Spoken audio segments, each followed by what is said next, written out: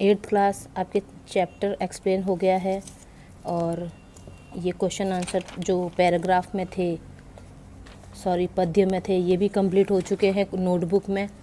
और multiple choice question भी करा दिए हैं और ये राइट रॉन्ग भी करा दिए हैं नोटबुक में। ठीक है, जिन्होंने नहीं किया वो लिंक में जाके वीडियो देख लेना और ये वर्क नोटबुक में कर लेना। आज हम इसके ये क्वेश्चन आंसर है जो बुक में उनको कराएंगे। पहला क्वेश्चन है कवि के अनुसार वसंत किसका प्रतीक है। इसका आंसर मैंने पहले पीडीएफ भेजा था बच्चों, तो वो पीडीएफ में सब बच्चों के पास नहीं पहुंचा और उसमें सारे क्वेश्चन आंसर नहीं थे।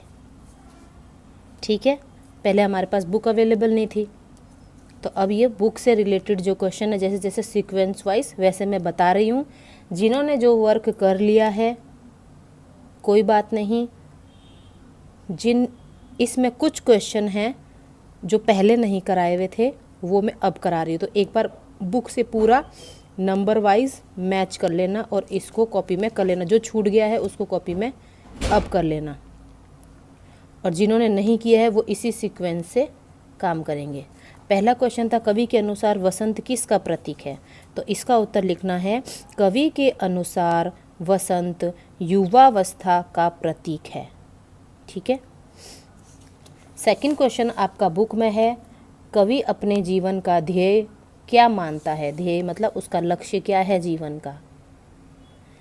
ठीक है, ख का आंसर है ये कवि निरंतर कर्मशील रहकर समाज के निराश और हताश लोगों में आत्मविश्वास का संचार करने को अपने जीवन का ध्येय मानता है। यानी कि जो हताश है, जो निराश लोग यानी सोई हुई कलियों को अपने स्वप्निल हाथों से जगाना चाहता है। मतलब जो सोए हुए लोग हैं, हताश लोग हैं, निराश लोग हैं, उनमें अपने स्वप्निल कोमल हाथों से मतलब आत्मविश्वास का संचार करके उनमें आत्मविश्वास का संचार करना चाहता है कवि। ठीक है, इसको अपने जीवन का लक्ष्य मानता है।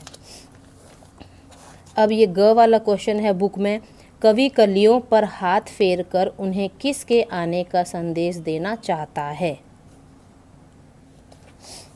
इसका आंसर है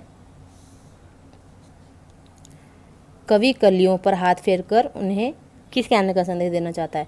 कवि कलियों पर हाथ फेर कर उन्हें वसंत अर्थात वसंत मतलब युवावस्था के आने का संदेश देना चाहता है। कभी नहीं बोल रहा है कि अभी अभी मेरे जीवन में वसंत आया है।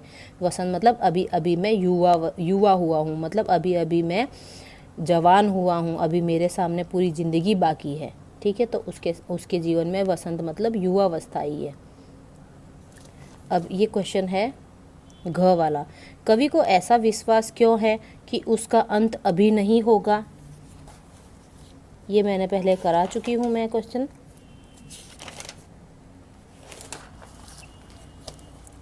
ये रहा इसका क्वेश्चन घ वाला। कवि को ऐसा विश्वास इसलिए है क्योंकि अभी उसके मन में नया जोश व उमंग है। अभी उसे काफ़ी नवीन कार्य करने मतलब नए नए कार्य करने हैं।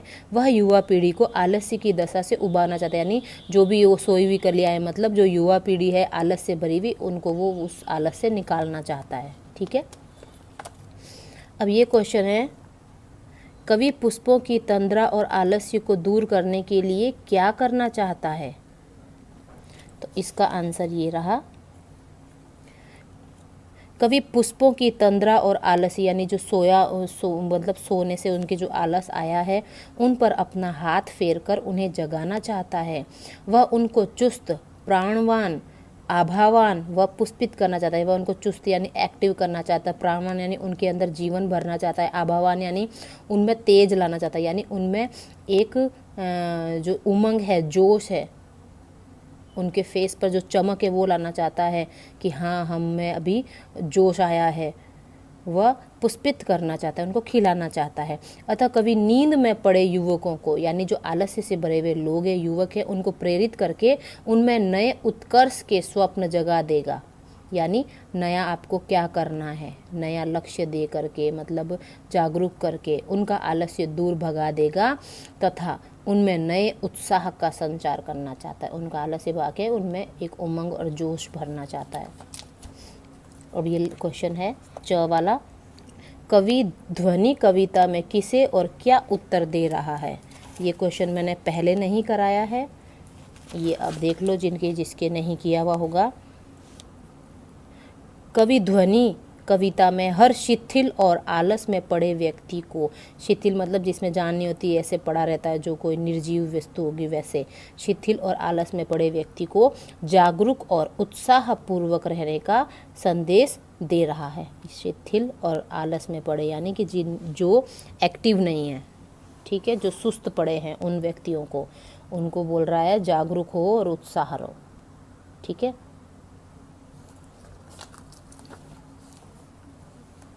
अब ये व्याख्याएं हैं आपके पास में। 4 नंबर का क्वेश्चन है, व्याख्या है इसका। क वाला देखो, अभी अभी ही तो आया है मेरे वन में मृदुल वसंत, अभी न होगा मेरा अंत। अब इसमें यहाँ तो नहीं लिखना, आपको नोटबुक में लिखना है। ये है जो बोल रही उसको ध्यान देना, ये कटी हुई लाइनों पर ध्यान मत देना। व्याख्या, प्रस्तुत पंक्ति में कवि यह कहना चाहता है कि अभी अभी उसके जीवन में वसंत रूपी युवावस्था का आगमन हुआ है, यानी अभी अभी उसके जीवन में युवावस्था आई है। अभी उसके मन में नया जोश व उमंग है। अभी उसे काफ़ी नवीन कार्य करने, नए कार्य करने हैं, अतः उसे अभी मृत्यु का भय नहीं है।